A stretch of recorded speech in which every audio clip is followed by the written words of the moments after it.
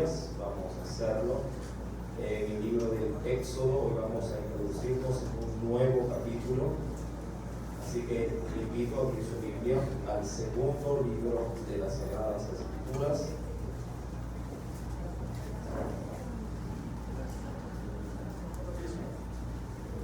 Tenemos, mis amados,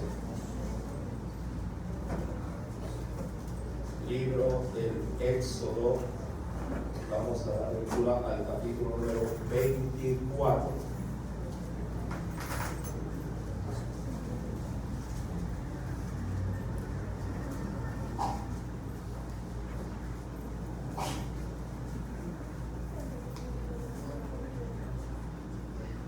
Éxodo capítulo número 24. Vamos a dar lectura, sí, desde el versículo 1 en adelante. Leemos y la palabra del Señor lo hacemos en el nombre del Padre, del Hijo, sí, y del Espíritu Santo. Dijo Jehová a Moisés: sube ante Jehová tú y Aarón, Nadab y Abiú, y 70 de los ancianos de Israel, y os inclinaréis desde lejos. Pero Moisés solo se acercará a Jehová, y ellos no se acerquen ni suba al pueblo con él. Todos el versículo número 3. Y Moisés vino y contó al pueblo todas las palabras de Jehová y todas las leyes. Y todo el pueblo respondió a una voz y dijo: haremos todas las palabras que Jehová ha dicho. Amén. Hasta ahí la lectura de la palabra. Inclinemos nuestro rostro, mis amados, para poner esta meditación en las manos de nuestro Dios. Padre celestial, gracias una vez más. Nos has permitido congregarnos, nos has permitido tener un tiempo inicial de clamor, nos has hecho participantes también de este precioso tiempo de adoración y de alabanza. Y ahora que estamos sentados, Padre, pensamos y creemos, oh Dios, que este alimento que usted nos va a proporcionar será de bendición, será de gran beneficio para el crecimiento espiritual de cada uno de nosotros. Ayúdanos, Señor, para que esta palabra que hoy tú nos brindas pueda también tener cabida en nuestra voluntad. Sabemos, oh Dios, por la Escritura, que tú quieres el beneficio, Señor amado, de todos aquellos que se acercan a ti. Que sea, pues, Padre, de manera muy especial mi cuerpo, mi alma y mi espíritu, rindiéndose en total devoción hacia usted, a fin de poder oír y llevar, oh Padre, el consejo de tu boca en práctica. Me pongo en tus manos, Señor amado, y toma cautivo todo pensamiento que me pueda distraer, que me pueda de una u otra forma, oh Padre, hacer desconcentrar. Necesito, Señor, que todo mi ser pueda estar dispuesto para poder escuchar y nuevamente hacer de su palabra parte de mi propia vida. En el nombre de Cristo Jesús, amén y amén. Cuando vamos al libro de Éxodo capítulo 24, ¿sí? Ya desde el capítulo 20 al 23, todo lo que se ha estudiado, todo lo que se ha podido analizar desde la partida del decálogo hasta las últimas reglamentaciones que fueron dadas en función de cómo debería inclusive el pueblo comportarse delante del ángel que Dios habría de enviar. Si usted a esto le suma las diversas leyes humanitarias, leyes sociales, leyes, mi amado hermano, religiosas, todo esto fue transferido por parte de Moisés al pueblo, mientras Dios se encontraba de manera permanente en ese monte, en el monte reconocido como el monte Horeb. El pueblo, mi amado, todavía, sí, a ese momento, sí, Moisés no había, valga ahí el hincapié, subido a la cumbre de ese monte para obtener el decálogo o los 10 mandamientos escritos en piedra. Todavía no.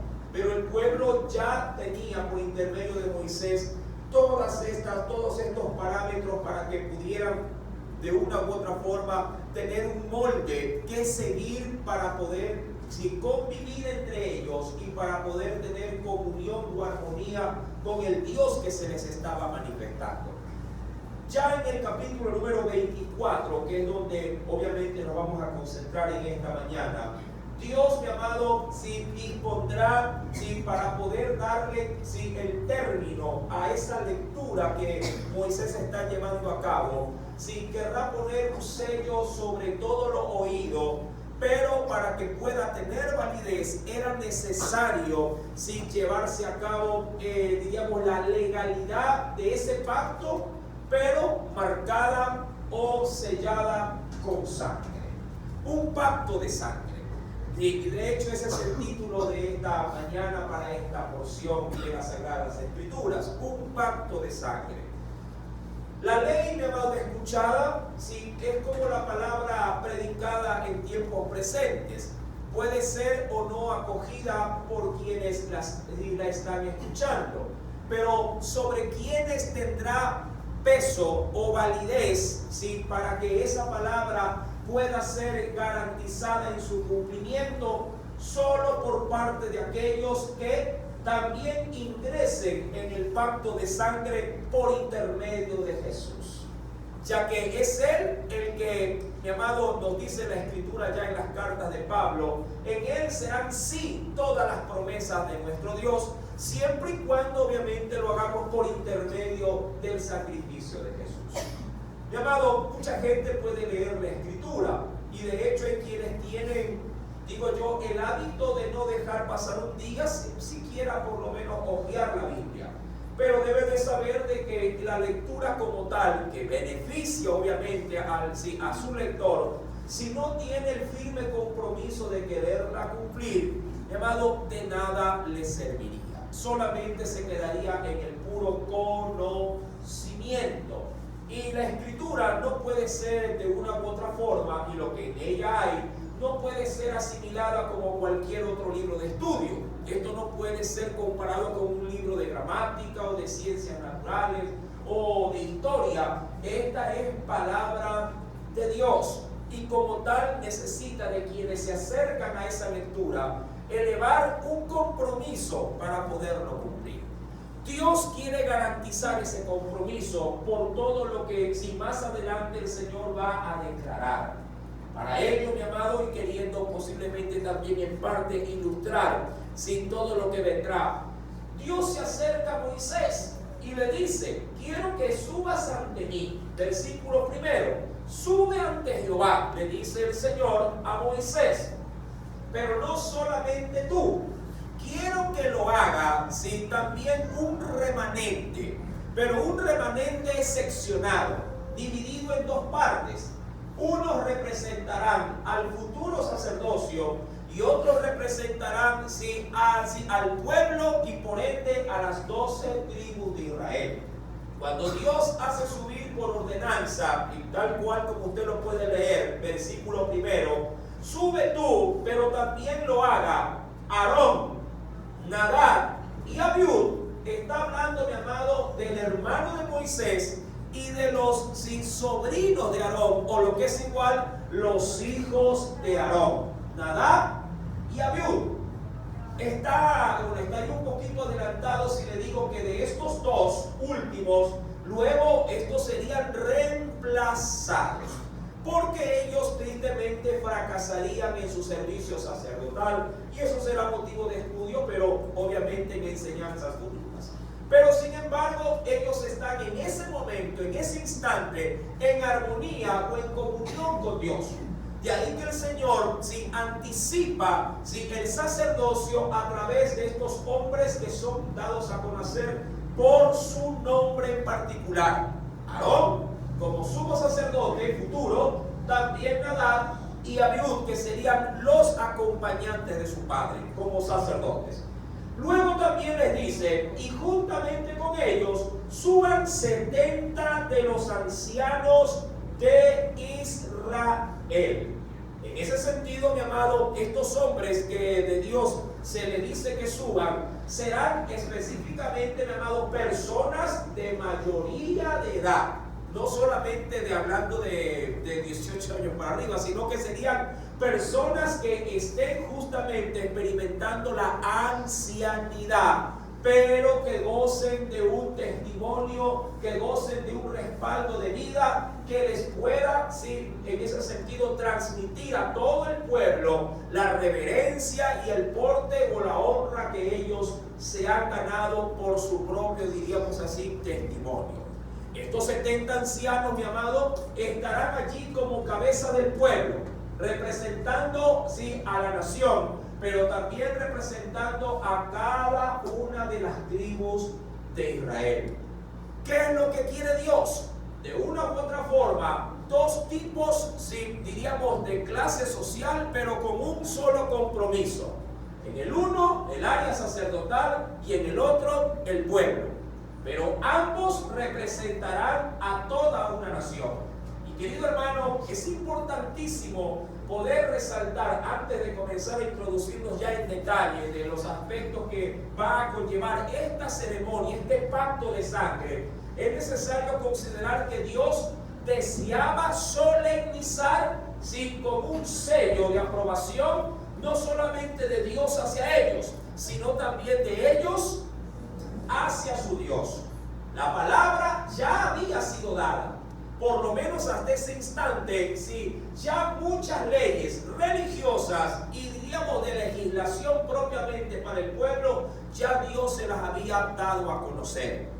Pero necesitaba, mi amado, tal cual como cuando alguien quiere legalizar algún tipo de negocio comercial, ir ante un notario para que éste le pueda dar el valor o el aval legal sin que corresponda. Dios solo puede solemnizar todo tipo de transacción espiritual para con Él a través de la sangre. Mi amado, eso ha sido, diríamos, un gran denominador común, no solo en el ámbito religioso bíblico, sino hasta en el ámbito propiamente de lo que es la relación entre el ser humano. Hay quienes, mi amado, inclusive a manera, diríamos, de una costumbre ya humana, han, mi amado, sellado pactos con su propia sangre. Hay gente que se suele cortar, sí, la palma de la mano, sí, y para poder sellar una alianza, estrechan los dos con ambos cortados para que la sangre de ellos se mezcle y de una u otra forma sirva como un indicio litúrgico. Sí, podría ser algo simplemente tradicional, pero sí, de parte y parte se lo asumiría como un verdadero compromiso a cumplir. Mi amado, ¿por qué la sangre? Es importante considerar esto. La sangre, de acuerdo al canon bíblico, tiene, mi querido hermano, sí, una representación muy grande que solo Dios la puede llegar a entender en su total plenitud. Para ello, venga conmigo a la Biblia, por favor. Acompáñeme a un texto del Antiguo Testamento. Dice el Espíritu Santo, sí, acompáñeme por favor, en el libro de Levítico. Vayamos por favor al tercer libro de la Biblia. En el capítulo número 17, de ahí la importancia de que esos pactos desde la antigüedad hasta el Nuevo Testamento hayan tenido que involucrar sangre de por medio. En Levítico 17, ¿lo tiene, mi amado? Versículo número 11. Este es un texto que en otras oportunidades también ha sido ya considerado, pero es válido volverlo a recordar en este contexto del capítulo 24. Versículo 11 nos dice: porque la vida, ¿sí lo encontró? ¿Ya lo tiene? Porque la vida de la carne, dice el Señor, en la sangre está. Antes de seguir leyendo, entendamos si la razón del por qué Dios hará uso de ella para poder establecer un compromiso en firme, ¿sí?, para poder pactar con el pueblo. Mi amado, la vida, de acuerdo al registro bíblico, ¿dónde se encuentra? En la sangre.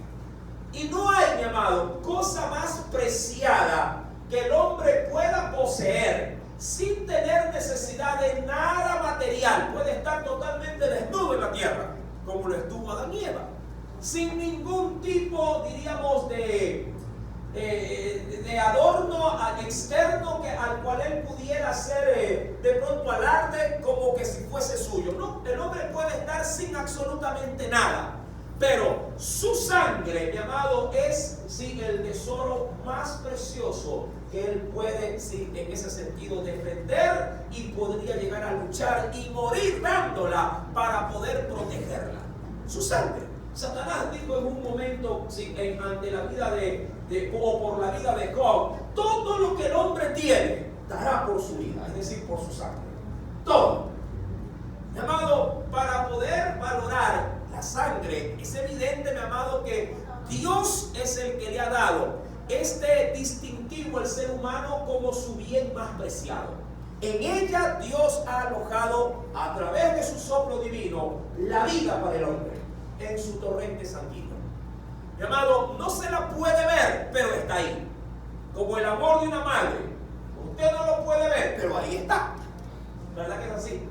Usted no lo podría sentir, pero sin embargo ahí se encuentra.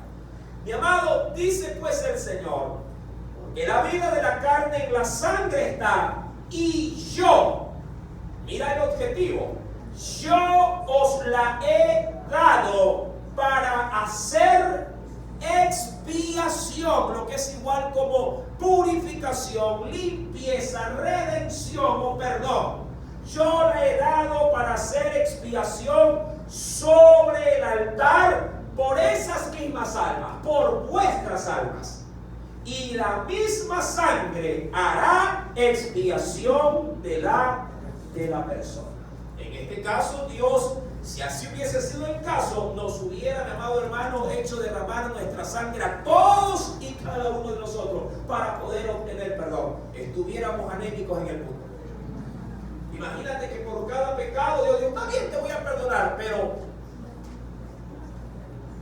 quiero sangre. Tu sangre. La gente antes de pecar pensaría 2 veces. O se pondría ya instalado en sus arterias, sí, mi amado hermano, un torniquete ahí con una llave. Dice, bueno, ¿cuánto te debo? Medio litro nada más. Por cada pecado. Mi amado, pero por eso el Señor se proveyó de un sustituto perfecto. ¿Quién? Jesús. Y Él no dio una gota, dio toda su sangre para que se beneficien todos los hombres de la tierra. Amén. A través de todas las generaciones. Por eso, mi amado hermano, es importante revalorizar nuestra forma de ver la vida cristiana. Usted le salió muy caro al Señor. Amén. Amén. Amén. Claro que sí. Ahora bien, cuando retomo el libro del Éxodo, capítulo 24, llamado, Dios le dijo a Moisés, sube, toma a Aarón, toma a sus hijos y toma a 70 varones. Versículo 2. Pero, si bien es cierto, todos estos tendrían la oportunidad de acercarse al monte.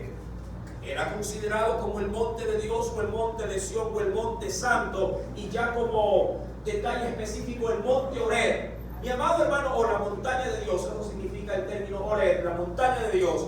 Mi amado, si no todos tendrían el privilegio de subir a la cumbre del monte. Todos se acercarían, sí, pero no todos tendrían la dignidad de subir junto con Moisés. Mi querido hermano, es necesario entender que luego de esto, sí, adelantándome un poquito, Moisés, sí, que va juntamente con los 70 más Aarón, es decir, el sumo sacerdote y sus 2 hijos, ingresarán a las faldas del monte, pero hasta cierto límite, ya que luego Dios despediría tanto a los sacerdotes como a los ancianos para que solamente Moisés se enrumbe hacia la cúspide de ese monte. Ahora bien, en el versículo número 2 nos dice el Señor, pero Moisés solo se acercará a Jehová. Ellos no se acerquen, ni suba tampoco quienes, los demás. El pueblo también ver a través de este texto bíblico, ¿sí?, de manera muy pragmática respecto de qué representaría todo esto. Cuando nosotros, mi amado, vamos al Nuevo Testamento, acompáñame por favor, quisiera ver algo especial. Acompáñame, sí, al capítulo número 9 de la carta a los Hebreos. Yo creo que esto es importantísimo poder, sí, considerarlo. Hebreos capítulo número 9. ¿Tenemos? Carta, sí, a los Hebreos, capítulo número 9, verso número 23.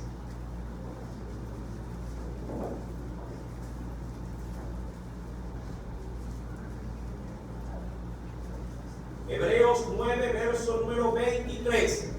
Todo esto que para nosotros de pronto leyéndolo puede ser que no tenga mucho sentido, dado bíblicamente sí nos da una pauta como para poder mantener en algo la tranquilidad de saber de que todo esto representa algo. Y dice allí, versículo 23, fue pues, mira lo que dice el Señor, fue, porque está hablando del pasado, fue pues necesario que las figuras de las cosas celestiales fuesen purificadas así, pero las cosas celestiales mismas, dice allí, con mejores sacrificios que estos. ¿Hablando de qué, mi amado?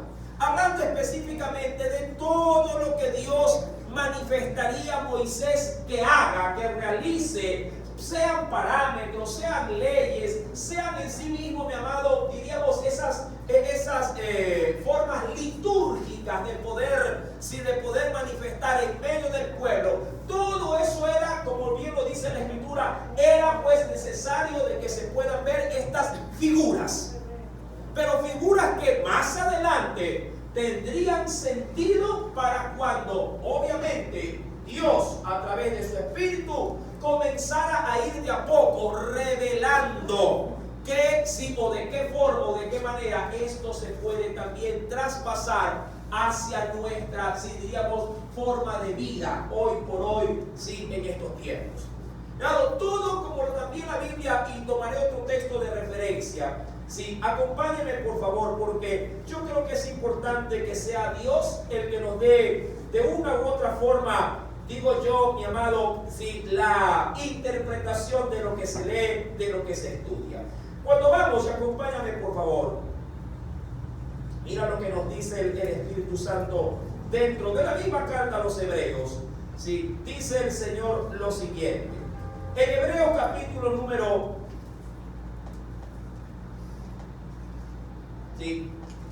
8, verso número 5, desde el 4 leo, 4 y 5.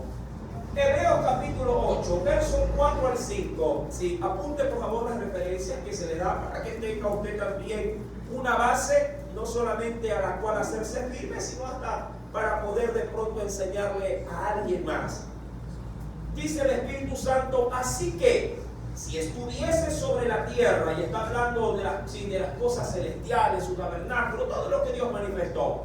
Así que si estuviese sobre la tierra, ni siquiera sería sacerdote, hablando de Jesús, habiendo aún sacerdotes que presentan las ofrendas según la ley. Verso 5, esto es lo que quiero resaltar. Los cuales, verso 5, Hebreos 8:5, ¿podría leerlo? Los cuales sirven a lo que es figura y sombra de las cosas celestiales. Hasta ahí quiero llegar, para no entrar en mucho detalle, ¿sí? En su debido momento lo veremos cuando estemos ingresando a estudiar los utensilios del tabernáculo. Pero dado todo esto es figura y sombra. Yo sé que para muchos cuando se estudia Éxodo, dicen, hermano, pero ¿por qué tengo que estudiar el Éxodo? Si hay pura liturgia, hay de pronto puras formalidades que en la actualidad ya no se aplican. Yo también le podría responder a ese interrogante actual, ¿sí?, diciéndole a usted, ¿y por qué no se enseñan ecuaciones lineales, casos de factorización en el ámbito de la matemática, si todo eso yo no lo aplico? ¿Por qué lo estudio? Diría cualquier hermano, pero ¿por qué me hacen estudiar anatomía si yo no voy a ser doctor? ¿Verdad? Yo podría, a todo estudiante podría decir, bueno, pero ¿por qué estudiamos inglés si yo hablo el español?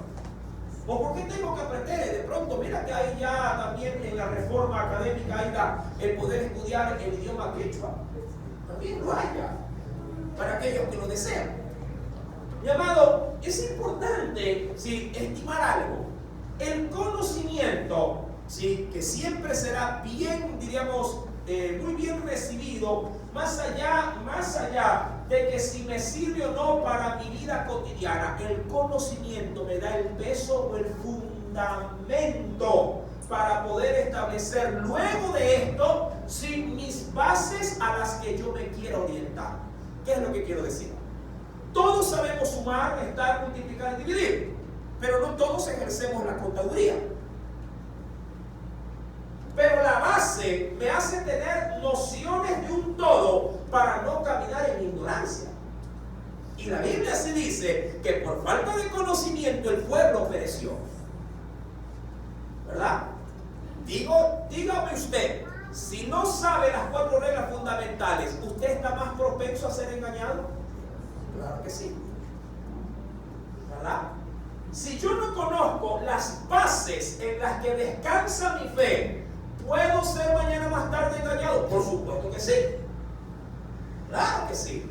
Si hay muchos hoy por hoy en la actualidad que, sacando de contexto los textos bíblicos, arrastran aún al pueblo que nada tiene que ver con las tradiciones judías, los arrastran y los inducen a someterse a un estilo de culto antiguo, caduco. Pero lo hacen solamente, ¿por qué? Porque tienen en esa forma de llevar una liturgia, tienen allí puesta o depositada su fe, pero no en Cristo Jesús. Mi querido hermano, de ahí la importancia de saber en qué descansa mi fe. Ya que toda la Biblia, mi amado, cuando nos parezca mentira, del Génesis al Apocalipsis, toda la Biblia, mi amado, es útil. ¿Para qué? La palabra de Dios es útil para redarguir, es útil para exhortar, es útil para edificar, para animar, toda la palabra. Como cuando alguien dice, no importa dónde se encuentre una promesa cuando estoy enfermo, me la voy a tomar de ahí y la voy a hacer mía. ¿Verdad? ¿De dónde yo tomo, por ejemplo? De la ley tomo, de los profetas tomo cuando estoy enfermo y digo, Señor, por tus llagas, por tus heridas he sido yo curado. ¿De dónde lo tomo? ¿Del Nuevo Testamento? No. Del Antiguo. De la ley. Mi querido hermano, y claro, en una iglesia se trata de poder inducir a través de las leyes, sí, obviamente la figura de Cristo. Por eso es que, la línea carmesí de la redención, está por doquier desde Génesis hasta el final del camino en Apocalipsis. Y el pueblo debe de poder, mi amado, ver a través de toda la Escritura, la cual dice la Escritura que es inspirada por Dios, debe poder ver en ella a Jesús como el cordón que amarra cada libro y nos conduce directamente hasta el mismo trono de la gracia. Hay quienes dicen, Señor, yo quiero hacer tu voluntad. Entonces hay que conocer cómo fue, cómo es y cómo será al que queremos servir. Mi querido hermano, una vez que el pueblo fue alertado por Dios, por parte de Moisés, la Biblia dice en el versículo número 3 que el pueblo que ya había oído toda la ley hasta donde fue dada, todo el pueblo, dice la Biblia, versículo 3, acompáñenme por favor, Éxodo 24, y Moisés vino y contó al pueblo todas las palabras de Jehová y todas las leyes, es decir, hasta el capítulo 23, todas se las leyó. Y todo el pueblo, una vez enterado de la voluntad de Dios, ¿cómo reaccionó? Dijo ahí, a una voz, dijeron, haremos todas las palabras que has dicho. Pero no es suficiente. No es suficiente. El pueblo escuchó, amado, desde Éxodo capítulo 20 hasta el capítulo 23. Todo fue dado, todo fue mencionado. Y el pueblo al término, como en culto, dijo, amén. Por decirlo de alguna forma. Así es, así lo vamos a hacer. Así lo vamos a llevar a cabo. Mi amado, mucha gente puede decir amén a una enseñanza bíblica. Pero recordemos, mi querido, lo que también menciona la palabra. Sí, y para ello sí te quisiera invitar a que vengas a la carta del apóstol Santiago. Ven conmigo, por favor, a la escritura. Y miremos qué nos dice el Señor. En la carta o en la epístola a Santiago, capítulo número 1. Mira cómo hasta en esta misma carta se hace observancia de esa ley. Pero claro, en lo que se debe de cumplir, no en lo caduco de la ley, sino en lo que sigue vigente de esa ley. Dice el Señor, verso 25. Mas el que mira, o el que observa, ¿sí?, atentamente en la perfecta ley, la de la libertad, y persevera en ella, no siendo, ¿qué dice el Señor allí? No siendo oidor olvidadizo, sino hacedor de la obra, este será bienaventurado en lo que hace. Todo el pueblo, amado, todo el pueblo recibió la ley, todo. Tanto los sacerdotes, los 70 ancianos y todo el vasto conglomerado del pueblo, todos. Y todos dijeron a una voz en Éxodo capítulo número 24, versículo número 3, haremos todas las palabras que Jehová ha dicho. 40 días después,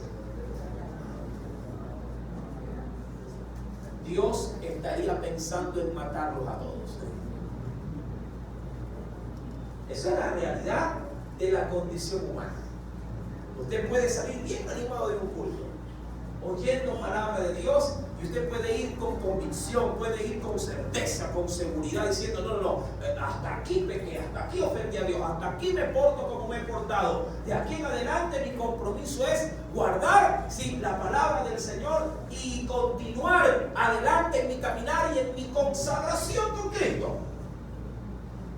Sale del culto, llega a la casa y el vecino le está esperando con una java. Vecino, la que le gusta, la de tarro. Y usted que va tan fresco y tan lleno de ilusión, no, vecino, que va a creer, no. Yo vengo de la iglesia, hermano, este es como el diablo, ¿no? Tentándome. Y puede ser, llamado, que ese día que está lleno del poder, lleno del compromiso y de la unción, usted lo rechace. Hasta cuando llega el viernes y lo agarra cansado, asoleado y lleno de perturbaciones de toda la semana. Vecino, la verde, la que le gusta. A vecino, una nomás, y eso porque hace calor. Y se fregó. Una java. Mi amado, así de volátiles somos. Y Dios sabía, ¿sí? Pregúnteme al tema. Claro, o sea, acerca de lo que se está refiriendo con la escuela. Por ejemplo, si por A o B motivo, como usted dice, hoy uno sale bien y viene en el abril, uno no toma ya. Una cosa así. Eso es el ejemplo. Sí, pero, por ejemplo, hay personas que como por la sed se toman un trago, pero una cosa es un trago, más no una java ni. Eso ante los ojos de Dios está mal. Yo le voy a contestar eso con otro tipo de pecado. ¿Sí? Pero si solamente me acosté con una, nada más, hermano. O una nomás. ¿Usted cómo lo asume? ¿Ah? Usted como mujer, ¿cómo asume? Que su esposo le diga, solo me acosté con una, mi amor. ¿Cómo usted lo asume? Ah, está mal. Pregúntale a un sicariato, a un sicario. Eso solo batió uno nomás, hermano. Solo uno. Nada más. Un poco de levadura leuda toda la masa. Una.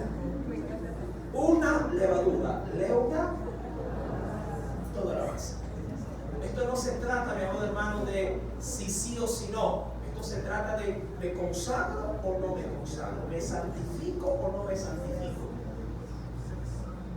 No somos perfectos, indudablemente que no. Todos estamos propensos a fallarle a Dios. Pero el que ha buscado o ha determinado en su corazón buscar de Dios no provoca el pecado. Esa es la diferencia. Mientras que los que no buscan de Dios son ellos los entes que lo propician, el creyente, mi amado, se guarda. Amén. Y si cae, abogado tiene para con el Padre a través de Cristo Jesús, para que sean perdonados de toda mancha,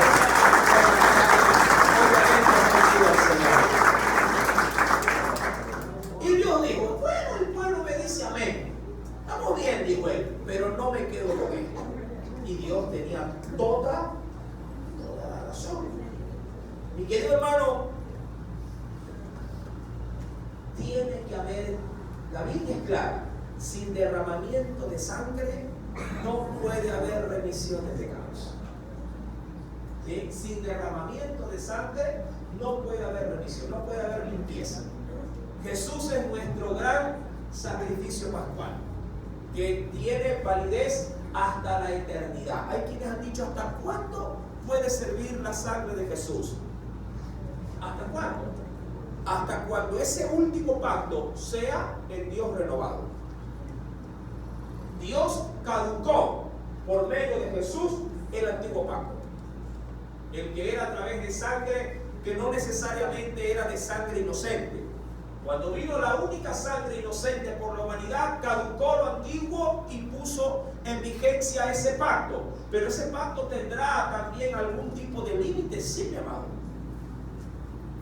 Cuando Dios, mi amado, a través de Jesús, reciba del Cristo todas las cosas, hasta ahí llega ese pacto. Por eso es que la misma Escritura mencionará más adelante, llamado, que las naciones ya no buscarán a Jesús para ser sanadas, sino que tendrán que acudir al árbol de la vida. ¿Sí? La cosa, llamado, es Dios tiene un caminar, tiene un designio, sin que solamente, sin por intermedio de Él, se puede llegar a entender. Ya la iglesia no necesitaría ya la sangre de Jesús una vez que está redimida. Ya el tabernáculo de Dios descenderá del cielo y cada uno de su pueblo tendrá acceso directo hacia el trono. Mi amado, dice pues la Escritura, versículo número 4, una vez que el pueblo responde afirmativamente, haremos todas las palabras que Jehová nos ha dicho. Moisés escribió, dice la Escritura, todas las palabras, ¿sí? Todas las palabras de Jehová. Y levantándose de mañana, edificó al pie del monte, ¿qué cosa? Un altar. E inclusive levantó alrededor de ese altar, dice la Escritura, ¿qué dice que levantó? 12 columnas. Claro, eran baluartes, eran representaciones por cada columna, representando cada una de las tribus de Israel. Una por Isaacar, una por Zabulón, una por Neftalí, una por la tribu de José, una por la de Leví, una por la tribu de Benjamín. Bueno, todas las levantó, para que a través de estas sí se pueda representar el gran conglomerado de personas. Ninguno de ellos podría tener toditos acceso a ese altar, pero sus representaciones o sus banderas, por decirlo así, o sus baluartes o columnas estaban presentes. Ahora, versículo número 5. Y envió, ¿sí? Moisés envió de entre el pueblo, dice la Biblia, jóvenes. Esto me interesa mucho, porque es por primera vez que Moisés tomará a personas que no son sacerdotes, porque todavía el orden sacerdotal todavía no estaba legalmente avalizado. Luego el Señor los consagraría, los ungiría, pero por el momento se tenía que tomar lo que había a la mano. Pero Moisés lo hace con bastante tino y toma, dice la Escritura, jóvenes, posiblemente han dicho algunos, sí, hijos, sí, de la tribu de Leví, pero no hay texto que lo pueda garantizar. Pero lo que sí dice la Biblia es que fueron personas, sí, de una edad temprana, posiblemente de 18 años. Los tomó. Digo, ustedes serán los encargados de algo. Verso número 5. Envió jóvenes de los hijos de Israel, los cuales fueron ellos los que ofrecieron holocausto y becerros como sacrificio de paz a Jehová. Esta primera, diríamos, ofrenda que se levanta, mi amado, es una ofrenda de armonía. Sí, lo curioso es quién la lleva a cabo. Los jóvenes. Hay quienes han dicho que esto fue así para permitir que no solamente porque estaban a la cabeza de todas las tribus, ¿quiénes? ¿Cuántas personas había ya llamadas? 70, pero eran ancianos. Eran ancianos. Posiblemente muchos de lejos dijeron, bueno, está bien, ellos lo merecen que estén ahí. Pero, ¿y nosotros? Hablando de la otra, diríamos, forma de sociedad representada en las nuevas generaciones, de nosotros estamos exentos de esto. Y ahí, mi amado, es donde, si Moisés, movido, digo yo, ya en sabiduría, dice, no, los jóvenes tienen que participar de esto. ¿Para qué? Para que de una u otra forma también se involucren en una continuidad del servicio hacia su Dios. De ahí la importancia, mi amado, de no dejar a nuestras futuras generaciones fuera también de nuestra búsqueda. Por eso es que se insiste mucho desde los altares, mi amado, que no solamente sea, diríamos, los adultos los que vengan a buscar de Dios, sino que también la juventud lo haga, claro, motivada por nosotros. Usted y yo, mi amado, vamos en una curva de descenso, nos gusta no reconocerlo. Vamos en una curva de descenso, pero descendemos, sí, con alegría en Dios. Pero los que van en ascenso tienen un tremendo riesgo de apartarse si no se los instruye en el camino de Dios. Recuerda, mi amado hermano, que aquel que piense estar firme. Y dime tú, cuando uno se desconecta de lo espiritual, ¿acaso de a poquito no comienzas a desviarte de la fe? Nadie podría decirme a mi hermano, es verdad, no estoy yendo a la iglesia, no estoy haciendo esto, lo otro, pero yo estoy bien con Dios. Por lo general pasa todo lo contrario. Por lo general es así. Esto ya por experiencia más que por sapiencia, que por conocimiento. Cuando alguien, sea adulto o sea muchacho, cuando alguien se comienza a alejar del ámbito espiritual, automáticamente, mi amado, su pila se va descargando. Y por ende se va apartando poco a poco. Lo que antes no hacía, ahora ya lo comienza a hacer. Lo que para él antes lo veía de contaminación, ahora ya lo ve como que no creo que me contamine mucho. Yo creo que esto no me va a ensuciar, yo creo que esto no me va a desviar. Y cuando de a poco se ve él, sin darse cuenta, se ve inmiscuido en algo que Dios hace rato le había dicho que eso estaba prohibido. Moisés trata de involucrar a estos dos tipos de sociedad dentro de la nación, ancianos y jóvenes, y dice, ustedes tienen que llevar a cabo el sacrificio. Mira, los jóvenes, esto es curioso y se aprende muchísimo de esto. Y dice la Escritura, versículo número 6, y Moisés tomó la mitad de la sangre y la puso en tazones, posiblemente 12 tazones, posiblemente, y esparció la otra mitad de la sangre sobre ¿qué cosa? Sobre el altar. Es decir, que de la sangre hizo partícipe a los presentes y también a los utensilios que servían en ese momento como herramientas para poder quemar sobre ellos, ¿qué cosa? Las víctimas del holocausto con ofrendas de paz. Es decir, que la sangre se la rociaba o se la esparcía para que salpicada ella a los presentes pudiesen obtener ¿qué cosa? Perdón. Recuerda que sin derramamiento de sangre no hay remisión de pecados. Es decir, que no bastaba que el pueblo diga, sí, yo voy a obedecer. Sí, yo voy a hacer lo que Dios me ha dicho. No. Dios dijo, no. Palabras, sí, solas, no. Debe haber un compromiso a tus palabras. Amén. Debe haber un compromiso en tus palabras. Y para ello, tus palabras deben de venir de un corazón que esté limpio de pecado. Imagínate que el borracho chuchaqui te diga, ya no voy a tomar más, apenas tenga la otra oportunidad de volver a beber, lo hará. Así de sencillo.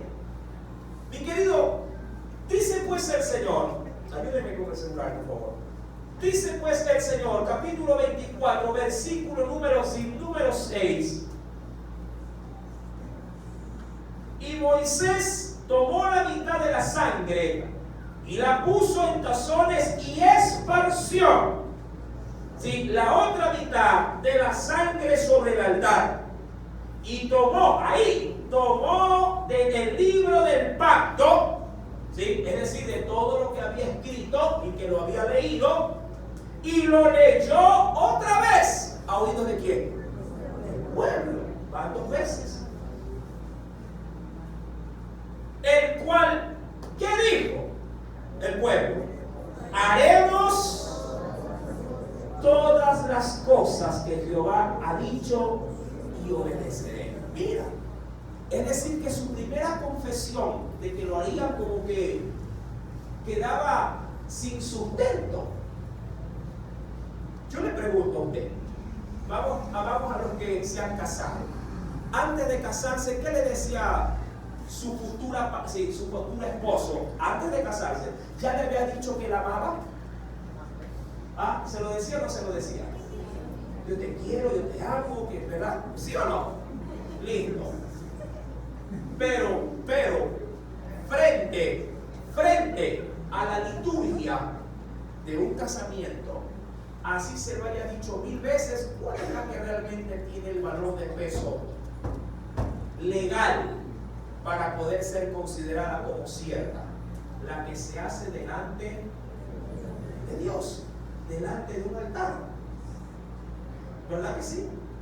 Si bien es cierto, insisto, usted pues le pudo haber dicho toda la vida que la amaba, te amo. La que tiene el peso legal para poder ser de una u otra forma considerada como cierta es la que se hace frente, ya diríamos, frente a un juez, o frente a un sacerdote, o frente a un ministro. Esa es la que dice, no, él le dijo que sí me amaba, y lo dijiste delante de él. ¿Sí o no? ¿Qué palabra es la que tiene valor? La que se dice, sí, yo voy a poner tanto, y el rato de la hora no lo hace, o aquella que se dice sí delante de un notario. Solo la que tiene aval legal es la que sirve. Si no, será tu palabra contra la mía. Yo no me acuerdo que me haya dicho. Mucha gente hace eso delante de Dios, que hace promesas, da palabra, hace compromisos, y el rato de la hora, cuando estamos enfermos, así nomás, Señor, si me sanas, ¿se acuerdan, no? ¿Verdad que se acuerdan? Todos los días huele la palabra. No importa si el culto es de lunes a domingo, de lunes a domingo es feliz. ¿Se acuerdan, no? Y el Señor está bien, va a la sanidad contigo. Y la cumple por un tiempo. Por un tiempo. Una vez que transcurre el tiempo, Señor, tú sabes que es un negocio de lunes a viernes. Así que eso sí, sábado y domingo, Señor, sábado y domingo. Y sí, por un tiempo viene sábado y domingo. Después dice, Señor, el sábado se vende bastante, hermano. pero tranquilo, que voy a diezmar, no voy a diezmar. Hermano, Dios está tras ti, no tras tu bolsillo. Amén. Bueno, no sigo más porque después ni el domingo viene.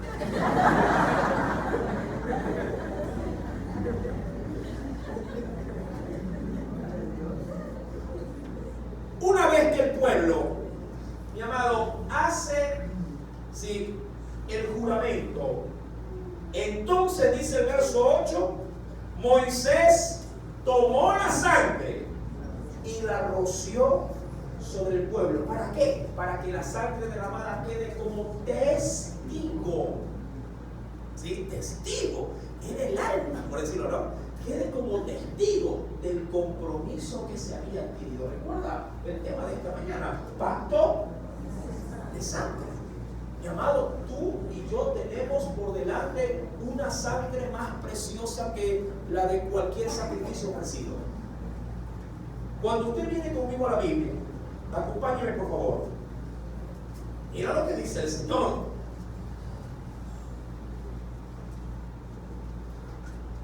Efesios capítulo 2, verso número 13.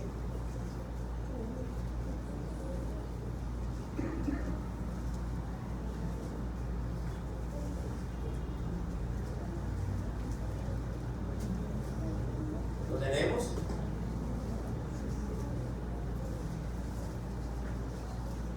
Efesios capítulo número 2, verso número 13, dice el Señor, pero ahora, es decir, en este tiempo, pero ahora, en Cristo Jesús, vosotros que en otro tiempo estabais lejos, ¿qué dice? ¿Puedes terminar esa frase?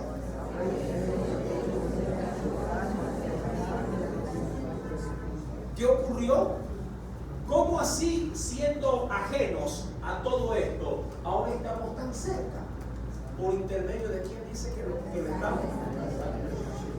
Cuando Jesús vino a tu vida y con su sangre, mi amado, te logró rociar de ella para limpiarte de tus pecados, automáticamente te puso de lejos hasta cerca de él. Tan cerca, mi amado, pero tan cerca que nos condujo de manera espiritual al mismo monte donde Dios llevó a toda esta nación. Y te lo digo con bastante seguridad, por lo que dice Hebreos capítulo 12. Mira, Hebreos capítulo número 12, carta a los Hebreos en el Nuevo Testamento, capítulo número 12, está casi al final, ahí pegadito a Santiago. En Hebreos capítulo número 12, ¿lo tiene? Verso 18, dice el Señor allí, porque no os habéis, mira que me puso cerca, ¿y a dónde? ¿Acerca de qué? Y mira dónde me puso, porque no os habéis acercado al monte que se podía palpar, hablando del monte de Sión, y que ardía en fuego, dice ahí, a la oscuridad, a las tinieblas y a la tempestad. Verso 22, me corro un poquito para llegar al punto. Sino que os habéis acercado al monte de Sión, a la ciudad del Dios vivo, Jerusalén la celestial, a la compañía de muchos millares de ángeles. Mira hasta dónde el Señor me ha acercado. Todo por su sangre. Cuando retomo Éxodo capítulo 24, Moisés, mi amado, es muy tajante e insistente en hacerle saber al pueblo esto. Moisés tomó la sangre y la roció sobre el pueblo y dijo: he aquí la sangre del pacto que Jehová ha hecho con vosotros sobre todas estas cosas. Cuando la sangre fue derramada para el pueblo, hubo un lazo entre Dios y el hombre. Y cuando la sangre fue derramada sobre el altar, el hombre ahora estaba enlazado con Dios por la sangre. Verso 9. Una vez, mira que nos ocurre lo mismo. Una vez que el Señor nos da de su purificación a través de su sangre, subieron Moisés, Aarón, Nadab y Abiú y 70 de los ancianos de Israel, y vinieron al Dios de Israel. Y había en ese caminar, ojo, esto no lo hizo el hombre, esto lo hizo Dios, porque Dios estaba en ¿dónde? Dios estaba en el monte. Y dice la Escritura, versículo número 9, el 10, perdón. Y vieron al Dios de Israel. Ahora no se confunda. Al decir la Escritura que vieron al Dios de Israel, no es que lo estaban viendo, sino es que subieron delante de su presencia. Ya luego más adelante Dios dirá que a Dios nadie le ha visto jamás, porque no hay hombre que pueda verlo y vivir. Se refiere al estar ante su presencia. Ni Moisés podía ver cara a cara a Dios, aun cuando el texto lo dice textual, no se refiere a una visión frente a frente, sino llamado frente a la manifestación de Dios, porque recuerde que una densa oscuridad cubría a Dios. Así como cuando en la zarza, Dios estaba en medio de la zarza, pero el fuego no permitía que se pueda ingresar visiblemente a ver quién estaba dentro de la zarza. Luego Dios lo aclarará, y de hecho se lo podría. Bueno, venga conmigo, Éxodo capítulo 20, solo para que usted despeje esa pequeña duda, si acaso le pudiera quedar. Éxodo capítulo 20.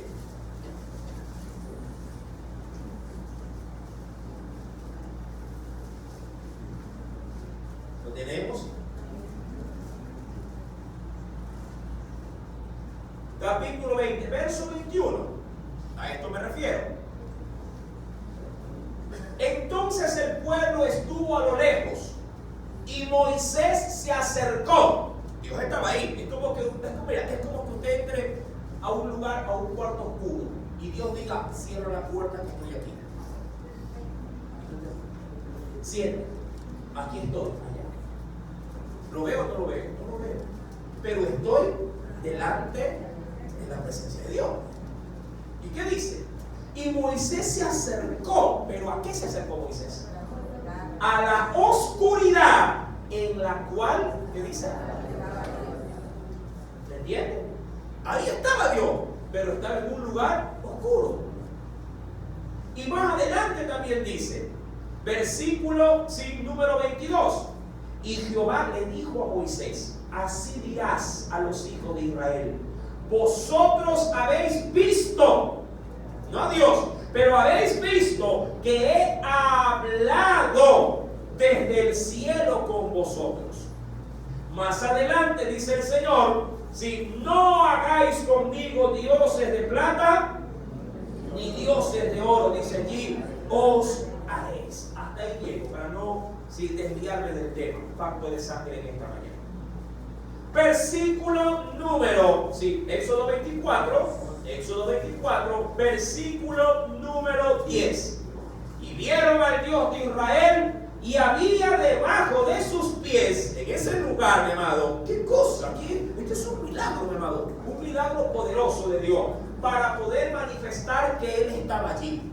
Dice el Señor: y había debajo de sus pies como un embaldosado, como que se hubieran puesto baldosa por debajo de los pies de ellos, un embaldosado de zafiro semejante al cielo cuando está sereno, es decir, cuando está totalmente despejado, es decir, celestito. Hay quienes dicen que esto es un anticipo de lo que se manifiesta en Apocalipsis respecto del mar de cristal. Cuando ellos comenzaron a enfilarse para ir al monte de Dios, ¿sí? No llegaron a la cumbre, pero cuando comenzaron a subir, Dios había puesto, ¿qué cosa? Como una alfombra, pero ¿de qué? De baldosa. ¿De qué color? Celeste cielo. Todos ellos, mi amado, los ancianos y los sacerdotes estaban allí. Y todo esto, obviamente, Dios lo iba manifestando para que puedan entender que ellos no se acercaban a una montaña, se acercaban de una u otra forma a la presencia de su Dios en esa montaña. Y algo curioso, dice el versículo número 12, versículo 11, perdón, dice, mas no, ponga el asunto a esto, mas no extendió su mano sobre los príncipes. Hablando de quiénes se refiere. ¿De quiénes? De los ancianos. No extendió su mano sobre los príncipes de los hijos de Israel, y vieron a Dios y comieron y bebieron allí. Claro, de lo que había restado del sacrificio. ¿Qué es lo que Dios, mi amado, trata de explicar? Que estos ancianos que subieron, que eran 70, juntamente con Moisés, con Aarón y Nadab y Abiú, todos estos, mi amado, tuvieron el privilegio de no ser muertos, de no ser eliminados. Dios en ese momento, mi amado, no les extendió juicio alguno, porque todos subieron previo al sacrificio perdonado de sus pecados. Por eso el Señor no lo tocó. Permitió, es que, mi amado, el hombre por ley no tiene derecho, porque el hombre es un ser pecador. El alma, mi amado, cuando peca muere y no tiene facultad alguna de poder tener acceso delante de tanta divinidad, de tanta pureza. Pero, mi amado, no perdamos el enfoque. Dios no desea que el hombre se quede en esa condición. Dios hizo al hombre, lo hizo recto, lo hizo justo, lo hizo derecho. El hombre, dice Eclesiastés, buscó muchas perversiones. Cuando Dios creó al ser humano, lo hizo para que pueda habitar en plenitud dentro de su presencia. Por eso es que cuando el hombre, en su estado natural, divino, como fue creado, amado, el hombre bien podía caminar de la mano frente a su Dios. Dios se paseaba por el huerto y el hombre al verlo se acercaba sin ningún problema. ¿Por qué, mi amado? Porque no había la mancha del pecado. Dios creó al hombre para que el hombre habite en plenitud junto a Dios. Pero el hombre, al pisotear el pacto, mi amado, cayó de esa gracia. Por eso es necesario que este cuerpo mortal, para poder nuevamente estar en ese estado inicial, valga la redundancia, tiene que ser, llamado de parte de Dios, tiene que ser transformado en un cuerpo incorruptible. Solamente Cristo puede llevarnos a esa etapa. Por eso en vida, tratamos de acercarnos a Dios por intermedio de Jesús. Para que cuando la promesa de Jesucristo se lleve a cabo, hablando de la redención de la iglesia, todos podamos, sí, ya, de cuerpo, por decirlo de alguna forma, de cuerpo, sí, incorruptible, poder ingresar a donde Dios siempre nos quiso tener. ¿Dónde? Junto a Él por la eternidad. Dice el Señor, mi amado, versículo número 12. Entonces, ¿qué ocurrió? Jehová dijo a Moisés, ya todos estaban hasta ahí, llegaron, lo más próximo que pudieron estar ahí. Me imagino que esto debió haber sido un espectáculo sin precedentes. Entonces Jehová le dijo a Moisés, sube a mí al monte, es decir, a la cumbre, y espera allá, y te daré tablas de piedra y la ley y mandamientos que he escrito para enseñarles. Y se levantó Moisés juntamente con quién. Él tenía un monaguillo tenía. Josué siempre estuvo ahí. ¿Sí? Y de hecho él debió haber estado de entre los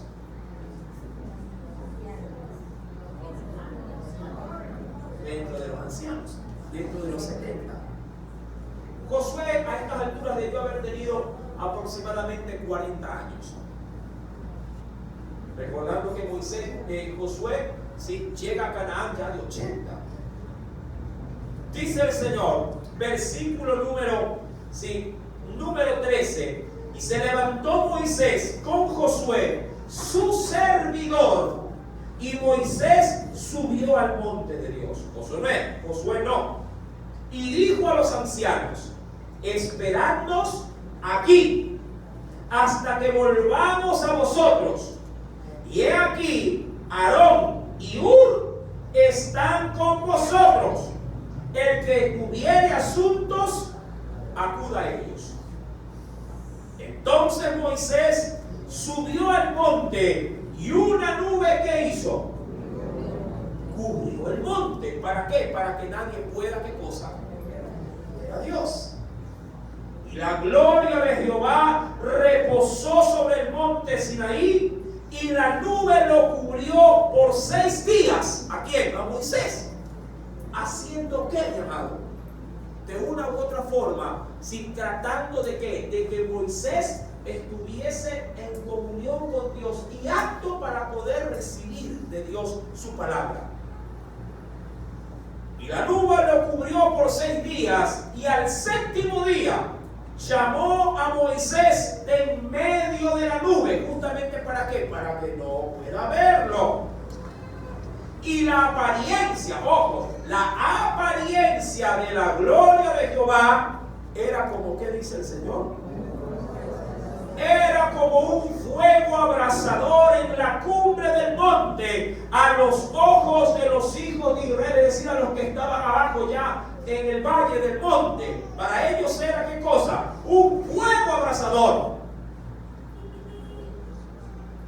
Y entró Moisés en medio de la nube y subió al monte, y estuvo Moisés en el monte 40 días. A mí esto, mi amado, me da una inquietud pero por demasiado grande. ¿Cómo es posible? ¿Cómo es posible que este espectáculo tan glorioso y permanente, porque esa montaña pasó así los 40 días, ¿cómo es posible que este espectáculo glorioso estuviese en plena ejecución y el pueblo, sabiendo lo que estaba pasando, se haya dispuesto a elaborar un becerro?